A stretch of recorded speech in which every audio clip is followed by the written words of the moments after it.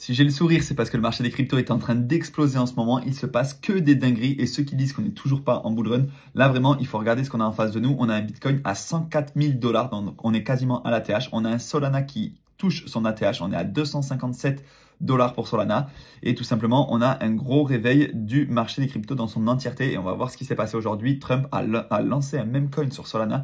C'est absolument hallucinant ce qui se passe en ce moment. Regardez, ça arrive dans les tendances de CoinMarketCap.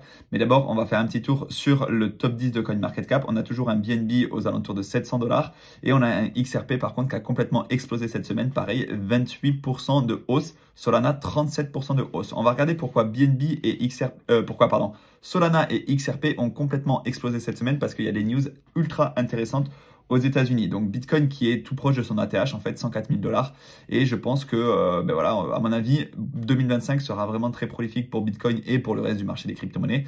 Maintenant, ce qu'on veut voir, nous, c'est toujours cette Bitcoin dominance qui chute. Et la Bitcoin dominance, pour l'instant, elle a du mal à chuter. On est toujours à 57% de Bitcoin dominance.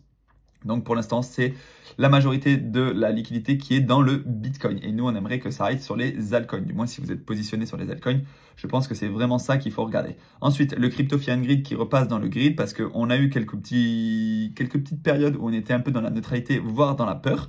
Voire même, là, on était sur un Crypto Fiat Grid aux alentours de 49. Et en fait, c'était à ces moments-là qu'il fallait recharger. Si vous avez des liquidités de côté pour recharger pendant le bull run, c'est lorsqu'on a des phases de correction. C'est pas lorsqu'on a des phases où tout est dans le vert. Par exemple, Bitcoin sur 7 jours, on est à 10%. Mais c'est pas forcément maintenant qu'il faut le recharger. Par contre, quand on était à 90, 92 000 $, là, c'était plus intéressant. Maintenant, attention, ceci n'est absolument pas un conseil en investissement. On va regarder ce qui s'est passé et après on va le détailler un petit peu quand on ira faire un tour sur Twitter. On a Trump qui a lancé un meme coin donc sur Solana et regardez la capitalisation actuellement, elle est de 6 milliards de $. 6 milliards de $ en l'espace d'une journée. Alors attention parce que la répartition de ce coin, elle est un petit peu spécifique, c'est-à-dire qu'il n'y a que 20% des tokens en circulation actuellement. Je crois que voilà, sur l'offre maximum, on a donc 999 millions de tokens, et bien là pour l'instant on en a simplement en circulation 200 millions. Donc il y a une grande partie qui est loquée en fait, qui sera réservée aux investisseurs privés et qui va être débloquée au fur et à mesure. Mais je crois que pour l'instant il y a 3 mois où on n'a aucune libération de tokens. Donc voilà, on voit quand même qu'on est passé d'un même coin qui était à 7 $, même moins que ça en fait quand ça a été lancé, mais bon. On n'a pas l'historique sur CoinMarketCap. Là, on est actuellement à 30 $ et il a été listé dans la journée sur différentes plateformes d'échange, BitGet, KuCoin, Mexi. Donc, si vous souhaitez en acheter, attention, c'est extrêmement risqué, mais vous pouvez quand même passer par des plateformes centralisées si vous ne voulez pas vous prendre la tête. Toutes les plateformes centralisées que j'utilise, je vous ai mis des liens dans la description tout simplement pour avoir des codes de réduction et des primes de parrainage, soit qui vous réduisent les frais, soit qui vous permettent d'avoir des primes à l'ouverture. Par exemple, sur Swissborg, vous avez jusqu'à 100 €, etc. Donc, c'est tout bénef. On va regarder donc une news sur Cryptost. L'USDT pourrait bientôt être compatible avec toutes les blockchains. Donc, c'est l'initiative USDT-O. Et grâce à la technologie de Layer 0, USDT 0, je pense du coup, avec la technologie de Layer 0, le stablecoin USDT de Tether pourrait bien devenir compatible avec toutes les blockchains. Alors attention, c'est pas fait encore, mais après des années de travail, l'USDT 0 est l'une des choses les plus passionnantes que nous ayons vues depuis très longtemps. Nous sommes incroyablement enthousiastes à l'idée de voir l'expansion continue de l'USDT avec l'USDT 0 et je ne pourrais pas penser à un slogan plus approprié que votre USDT n'importe où. Et effectivement, ça c'est le PDG de Layer 0 qui fait des éloges en fait tout simplement sur cette initiative. Donc pour l'instant en fait, il faut savoir que même les stablecoins ne sont pas compatibles avec toutes les blockchains et là ça pourrait être l'une des premières fois où on a un stablecoin et je rappelle l'USDT c'est le stablecoin le plus capitalisé du marché, on est à 138 milliards de capitalisation, donc compatible avec toutes les blockchains peut-être prochainement. On va faire un petit tour sur Twitter parce qu'il s'est passé énormément de choses depuis la dernière vidéo. On a donc Victor Crypto qui nous a sorti une vidéo très intéressante sur les agents d'intelligence artificielle qui ont quand même bien corrigé, on va pas se mentir, hein, on retourne sur CoinMarketCap. Si on trouve les agents d'intelligence artificielle, je vais vous montrer comment on fait pour les trouver. On va dans catégorie et juste ici, voilà, on a IA Agent. Et en fait, évidemment, le plus important, c'est Virtual. Donc, c'est en fait la plateforme qui permet de lancer des agents d'intelligence artificielle. Et après, on a AI16Z, on a AIXBT, on a Freza, on a Cerebro, lesquels... alors, évidemment, il y en a plein. Elisa, ça, c'est plutôt des agents qui ont été lancés récemment. Et selon moi, l'une des crypto-monnaies à surveiller, c'est Virtual, parce que on a une capitalisation qui commence à devenir intéressante. On est à 1,8 milliard de capitalisation. Et surtout, alors attention, sur le mois, on n'a que 21% de performance. Si on regarde sur les 7 derniers jours, c'est plutôt stable, on va dire. Mais c'est surtout la plateforme qui permet en fait d'agréger les autres agents d'intelligence artificielle. Donc plutôt que de miser sur les chercheurs d'or, peut-être aller chercher la crypto-monnaie qui en fait est le vendeur de pièges et de pioches et de pelles. Wow, c'est difficile à dire, mais voilà, pendant la ruée vers l'or, en fait, ceux qui se sont enrichis, c'était pas forcément les chercheurs d'or, mais plutôt les vendeurs de pelles et de pioches. Bref, BlackRock qui a dit que l'adoption des cryptos était en train de dépasser l'adoption de Internet et des téléphones portables. Regardez, on l'a juste ici. Donc, l'adoption des téléphones portables, 21 ans, l'adoption d'Internet, 15 ans, et l'adoption des cryptos, 12 ans. Donc, voilà, encore une fois, c'est des news de BlackRock. Ça veut aussi mettre en avant leurs produits, mais c'est toujours très intéressant. Selon le Washington Post, Trump pourrait publier des décrets pro-crypto dès son investiture. Et je rappelle que son investiture est dans 2 jours. Aujourd'hui, on est le samedi 18 janvier. Donc, s'il publie des décrets pro-crypto, là, clairement, c'est le lancement du bull run. Et surtout, enfin, on est déjà clairement en bull run, mais surtout, peut-être que le lancement de son meme coin aujourd'hui, c'est peut-être le début de la alt season. On verra comment ça évolue.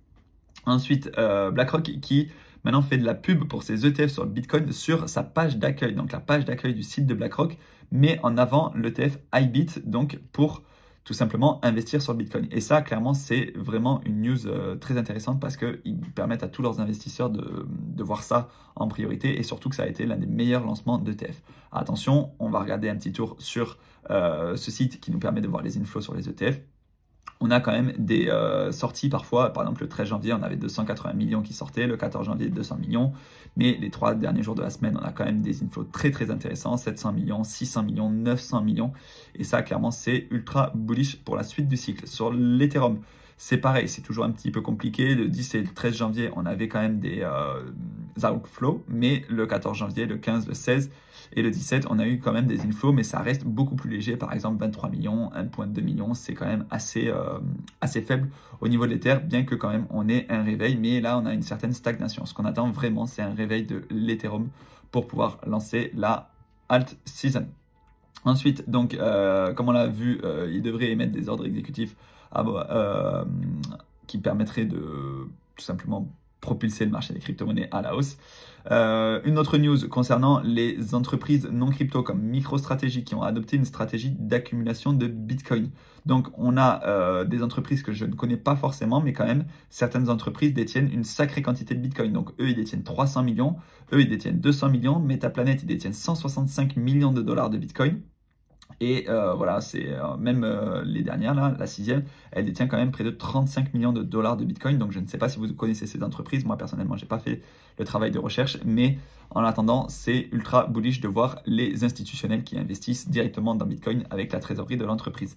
Ensuite, Asher qui nous propose quelque chose de très intéressant qui va faire une session pratique pour partager les habitudes de farming d'airdrop. Donc moi, je ne suis pas d'habitude à farmer les airdrops parce que j'ai pas envie de passer des heures et des heures sur des transactions, etc. pour essayer d'avoir parfois aucune récompense et parfois des petites récompenses.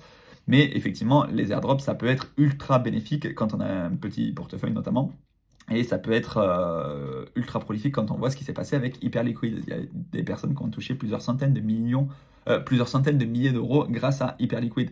Donc, en vrai, c'est ultra intéressant. Donc, on va essayer de se pencher peut-être en 2025 sur la narrative des airdrops. Et surtout, quand on voit ce qui s'est passé avec Hyperliquid, ça peut peut-être inspirer d'autres projets à se lancer sous forme de airdrop comme ça. Ensuite, l'une des plus grandes banques d'Italie qui a acheté près de 1 million de Bitcoin. Donc ça, c'est intéressant que les banques traditionnelles commencent à acheter du Bitcoin.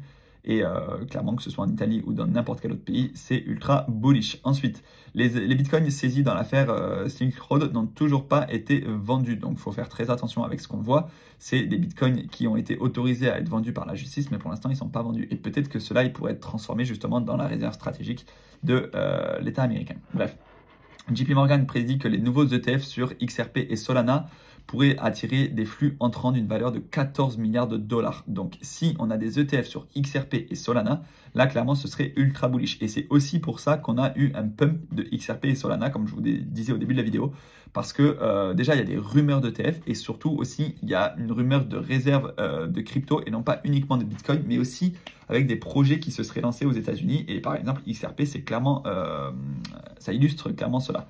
Donc si on revient sur Twitter, on voit que ça pourrait donc amener près de 14 milliards de dollars. Alors attention, ça ne ferait pas tripler le prix de XRP parce qu'on a une capitalisation déjà très importante de 182 milliards de dollars et Solana on a 123 milliards de dollars, mais ce serait tout de même très intéressant sur le long terme. D'ailleurs, si vous voulez comparer les capitalisations, par exemple, vous avez deux crypto-monnaies et vous souhaitez par exemple connaître quel est le multiple pour qu'une crypto-monnaie atteigne la capitalisation d'une autre crypto-monnaie.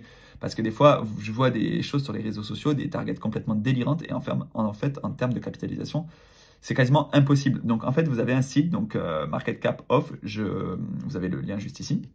Et vous pouvez rentrer deux crypto-monnaies et voir à peu près, enfin même pas à peu près, c'est exactement quel est le multiple qu'il faudrait faire pour toucher l'ATH d'une nouvelle crypto-monnaie. Donc pas pour toucher l'ATH, pardon, je suis en train de me perdre, tout simplement pour toucher la market cap de cette crypto. Donc là, par exemple, on a le MOG, qui est un meme coin qui est plutôt faiblement capitalisé, face au Doge, qui est le plus gros meme coin. Et donc, il faudrait faire un x89 sur le MOG pour tout simplement toucher le Dogecoin. Maintenant, si on prend Solana, par exemple, hop, et qu'on voudrait atteindre la capitalisation de XRP, hop, il faudrait faire un fois 1,47. Si on veut que Solana atteigne la capitalisation de Ethereum, il faudrait qu'on fasse 1 fois 3,16. Donc c'est très facile en fait d'avoir un visuel sur les multiples. Il faudrait que Solana atteigne les 812 dollars. Donc clairement, il y en a qui disent un Solana à 1000 dollars. Moi, ça me paraît peut-être un peu ambitieux parce que ça voudrait dire qu'on aurait fait un flip de l'Ether. Après, évidemment, l'Ether aussi aurait augmenté. Donc finalement, sa capitalisation aurait aussi augmenté. Mais en attendant, c'est tout de même très intéressant ce site pour garder un petit peu les pieds sur terre. On va finir avec les news sur Twitter. Donc on a l'inflation aux États-Unis qui est plus intéressante que prévu. En fait, on a plus 3,2% alors qu'en fait, on attendait 3,3%. Et donc forcément, ça a fait pumper les marchés. Vous voyez, le moment où ça a été publié, donc le 15 janvier, les chiffres de l'inflation, c'était mercredi. Eh bien, le Bitcoin est passé de 95 000 dollars à presque 100 000 dollars. Ce jour-là, en fait, c'est vraiment les résultats de l'inflation qui peuvent permettre de propulser les marchés traditionnels à la hausse ou à la baisse. Et comme on est encore corrélé au marché traditionnel, le marché des cryptos, et bien forcément, ça a eu un impact sur le prix. Donc Bitcoin il réagit immédiatement sur les chiffres de l'inflation dépassant les 98 000 dollars. Et aujourd'hui, même comme je vous l'ai dit, on est à 104 000 dollars. Donc très intéressant. On a aussi les chiffres du chômage qu'il faut suivre. C'est deux données très importantes, que ce soit les chiffres de l'inflation ou les chiffres du chômage, qui donnent en fait un état de l'économie américaine à l'instant T. Ensuite, donc ça c'est toujours pareil, hein, le S&P 500 qui a pris 85 points grâce à une inflation plus faible que ce qui était attendu.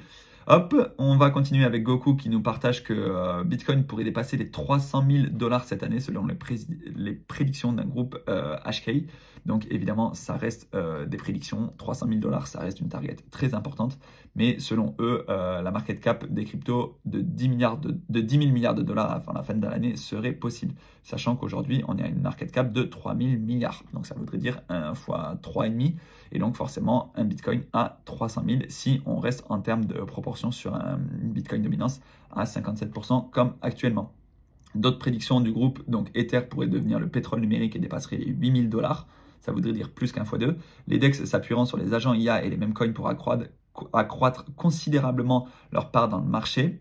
Les SEX adopteront des stratégies DeFi. Donc DEX, c'est Decentralized Exchange, donc les échanges décentralisés, et les SEX, c'est les échanges centralisés. Les applications agents IA connaîtront une croissance explosive et je pense personnellement aussi que les agents IA vont être une narrative très intéressante pour ce cycle. L'administration de Trump adoptera la loi FIT21 accélérant la législation mondiale du marché de la crypto-monnaie. Bitcoin deviendra une réserve stratégique soutenant le dollar américain et les nouveaux ETF, y compris SOL et XRP, devraient être approuvé. Donc voilà, des news ultra bullish, ça reste uniquement des prédictions et pour l'instant, personne ne peut rien en savoir. Les DePIN vont devenir les vendeurs de pelles de l'IA décentralisée. En fait, les DePIN, c'est tout ce qui est la puissance de calcul qui est décentralisée. Et effectivement, comme je l'ai dit au début de la vidéo, les vendeurs de pelles et de pioches ont été ceux qui se sont le plus enrichis pendant la ruée vers l'or. Et là, clairement, ça pourrait être une narrative très intéressante. Si vous voulez trouver les DePIN dans CoinMarketCap, vous les avez juste ici, hop. Et on a évidemment Render, Tao. Et Tao, il faut savoir que c'est très intéressant parce que c'est dans le narratif de l'intelligence artificielle et des DePIN. Donc moi, je suis ultra bullish sur Tao. J'essaye d'en accumuler le plus possible. Le prix a fortement corrigé, on va dire, depuis son ATH. On a touché d'ailleurs les 730 $ au mois de mars. On a retouché l'ATH, donc 714 $ à peu près, il y a quelques semaines en fait. Même le 9 décembre. Et là, on est sur un prix de 446 $ pour Tao. Mais clairement, je suis bullish sur ce token. Attention, ceci n'est pas un conseil en investissement. Il faut savoir qu'en termes de supply, c'est le même fonctionnement que Bitcoin. On aura 21 millions de Tao qui seront émis, pas de plus. Et là, pour l'instant, on en a eu 8,19. Et je crois qu'il y a un halving aussi tous les 4 ans qui divise le nombre de Tao qui est émis, etc. Là, pour l'instant, on a quand même une bonne partie qui sont lockés, on a une bonne partie qui est unlock et voilà, tout simplement. Donc, ce sera petit à petit sur le long terme. On va accélérer avec Justin Sun qui annonce le lancement de l'USDD 2.0 avec un rendement annuel de 20% entièrement subventionné par la Tron DAO. Et certaines personnes lui ont posé la question comment ça se fait qu'on peut avoir jusqu'à 20%. Et lui, il a dit, c'est simplement parce que nous avons beaucoup d'argent. Alors, avant de me poser des questions, arrêtez de me poser les questions comme ça, d'où vient le rendement? Et quand on ne sait pas d'où vient le rendement et que c'est quelqu'un qui dit, on a beaucoup d'argent, ça peut être une grosse pyramide de Ponzi. Donc, ne mettez pas un centime là-dedans. Évidemment, il faut avoir des red flags qui s'affichent. Alors, il y en a qui peuvent gagner de l'argent à court terme, mais attention sur le long terme. Ensuite, on va vivre dans un monde dans lequel la probabilité que votre banquier vous recommande des placements directement ou indirectement liés aux cryptos augmente significativement de jour en jour. Et ça, c'est très intéressant. Vous voyez, quand je vous ai dit que les banques, par exemple en Italie, commencent à acheter du Bitcoin, ou là que en fait, les ETF de BlackRock sont de plus en plus mis sur le devant de la scène, et bien clairement, oui, on va vous recommander bientôt d'acheter du Bitcoin, d'acheter des cryptos, et ce sera ultra bullish pour le marché de manière générale. Ensuite, donc, Donald Trump qui a émis l'idée de faire une réserve stratégique en priorisant les coins américains fondés aux US, donc avec Solana, XRP et d'autres. Mais tout ça, c'est aussi ce qui a fait exploser encore une fois le Solana et le XRP. On va accélérer encore un petit peu. Excellent résultat de BlackRock hier. Voilà, c'est parce qu'ils sont ultra bullish sur les ETF. En fait, en Europe, il y a de plus en plus de personnes qui se mettent à investir et qui passent par les ETF. En Europe, nous avons considérablement développé notre offre d'ETF et le marché est encore beaucoup plus naissant qu'aux États-Unis. Nous avons enregistré une croissance organique à 2 chiffres au cours de chacune des 2 dernières années, y compris une croissance de plus de 90 milliards de dollars en termes d'entrée nette en 2024. Notre plateforme européenne d'ETF approche les 1000 milliards de dollars d'actifs, ce qui est le plus important émetteur, et ce qui est le plus important que les 5 émetteurs suivants réunis. Et voilà, donc globalement, Larry Fink, il essaye de démocratiser les ETF en Europe. Et de toute façon, on a clairement le problème des retraites par répartition en France. Donc je pense que c'est intéressant que de plus en plus de personnes se mettent à investir, que ce soit en bourse ou même en crypto-monnaie. Ensuite, Sisi, donc l'ex-PDG de Binance, il a dit ce qui est good pour Bitcoin, donc ce qui est bien pour Bitcoin est bien pour les altcoins. Donc c'est le boss qui le dit. Et donc quand le Bitcoin pump, eh bien, forcément ça a fait pumper les altcoins. Je ne vais pas vous l'apprendre, mais en attendant, c'est le marché dans son entièreté qui prend du vert en ce moment. Ensuite, Grégory Raymond qui va publier un livre donc sur la blockchain et les cryptos. Donc très intéressant, je me suis retweeté parce que je pense que j'irai l'acheter tout simplement parce que tout bouquin sur les cryptos est toujours bon à prendre. Et surtout, Grégory Raymond, c'est pas n'importe qui, c'est quand même du contenu de qualité. Ensuite, l'État du Wyoming propose un projet de loi pour créer une réserve stratégique de Bitcoin. C'est le 9e État à proposer une législation pour Bitcoin. Donc voilà, dans les États aux États-Unis, en fait, il peut y avoir une réserve stratégique au niveau de l'État et après, il peut y avoir une réserve stratégique au niveau du pays. Et là, on a quand même de plus en plus d'États qui s'y mettent. Et là, c'est le 9e à proposer vraiment un investissement dans le Bitcoin. Si demain, il décide de tout vendre, alors là, on vient sur ce qui s'est passé aujourd'hui avec le projet de Trump.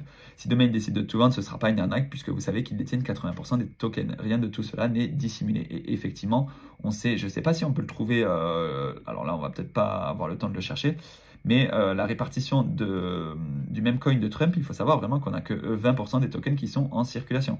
Peut-être on peut aller sur le site, ouais, voilà, hop, juste ici, si on descend, voilà, on a l'allocation et on a donc que 20% qui sont public distribution, 10%, et ensuite, voilà, il y a Creator 36%, Creator 36%, Creator 18%, liquidité 10%, donc la distribution publique, Creator. Voilà, on a donc 80% qui est bloqué et qui sera débloqué au cours des prochains mois et des prochaines années. Voilà, à suivre parce que ça peut être un méga scam, mais voilà, on est au courant, donc si jamais vous rentrez dedans, vous le savez. Donc Moral avait donc peut-être raison, les mêmes coins sont peut-être la narrative de ce cycle. Solana n'est pas tombé en panne lorsqu'on avait besoin de lui et c'est tout ce qu'on demande parce que le même coin de Trump a été lancé sur Solana. Peut-être qu'il en parle juste ici de la blockchain, mais je suis même pas sûr parce qu'en fait, ce qui est intéressant, c'est que ce soit une adoption des normistes, donc de toutes les personnes qui ne sont pas dans l'écosystème. On peut acheter directement avec Apple Pay, directement avec une carte bleue, etc. Donc, en fait, peu importe que les gens sachent ou pas qu'on est sur Solana, ça ne change rien. Et on peut même, d'après ce que j'ai vu, acheter sur certaines applications. Par exemple, Moonshot, je ne connais pas, je viens de le voir, je vais faire mes petites recherches là-dessus, mais qui a dépassé TikTok et Instagram en termes de classement sur l'App Store aux États-Unis. Et donc, c'est pour acheter des crypto-monnaies et voilà, c'est ultra bullish. Et on va finir avec Crypto Future qui nous balance ce tweet. Les blockchains les plus utilisées, ce sont tout simplement Ethereum, Solana et Tron. Donc c'est les blockchains de Layer 1 les plus utilisés. Et pour les Layer 2, donc c'est les surcouches. Par exemple, un Layer 2, c'est une surcouche d'Ethereum. On va avoir donc juste ici, alors où est-ce qu'il a donné mais probablement dans le graphique, on a Base, on a Optimism, on a Arbitrum, on a zk-SYNC, on a Polygon, on a Scroll, Linea, etc. Donc je ne les connais pas toutes, je ne les utilise pas toutes, mais c'est toujours des frais qui sont plus faibles. Par exemple, vous voulez envoyer des Ethers de Binance vers Swissborg, vous pouvez passer par la blockchain Ether directement Layer 1, et là ça vous coûtera des frais quand même assez importants, 6, 7, 8 dollars parfois. Et si vous passez par Optimism ou par Arbitrum, etc., ça peut être des frais beaucoup plus faibles, comme par exemple 10, 20, 30 centimes. Et donc, c'est toujours tout de même très intéressant de passer par des Layer 2. Si vous avez un doute, faites d'abord une première transaction pour être sûr que l'argent arrive, par exemple avec 10 €, pour être sûr que l'argent arrive sur la bonne adresse. Et ensuite, vous envoyez le gros de votre position. Voilà, encore une fois, vous avez tout ce qu'il vous faut en description. On a beaucoup parlé du token de Trump, mais ne faites pas n'importe quoi. Il faut savoir quand même que là, on est à 6 milliards de capitalisation, donc 6 milliards de... Enfin voilà, on est top 28 de CoinMarketCap en l'espace d'une journée. Il faut faire très attention parce que ça peut redescendre très très vite, mais voilà, le ratio risque-récompense pour l'instant il n'est pas dingo parce que en fait pour aller chercher une capitalisation beaucoup plus forte, si on fait 1 x 2, ouais, ça voudrait dire une capitalisation à 10 milliards et on arriverait dans le top 20 de CoinMarketCap. Après c'est pas impossible, on ne sait pas, tout peut se passer. On verra si on a d'autres marketing autour de ça, de la part de Donald Trump, de la part d'Elon Musk, etc. Peu importe, mais à suivre. Voilà, moi pour votre information, pour être ultra transparent, j'ai placé un tout petit billet dessus, mais vraiment une partie minime de mon capital, juste pour me dire ok je suis dedans et comme ça je vais suivre ce qui se passe un petit peu. Mais c'est vraiment ridicule, ça va pas changer ma vie du tout. C'est quelques dizaines d'euros, donc c'est ridicule, mais au moins je me dirais pas, bon là je suis pas rentré dans ces choses qui étaient peut-être en tendance pendant quelques jours. Voilà, faites très attention, prenez soin de votre capital et nous on se dit à très bientôt dans une prochaine vidéo. Ciao!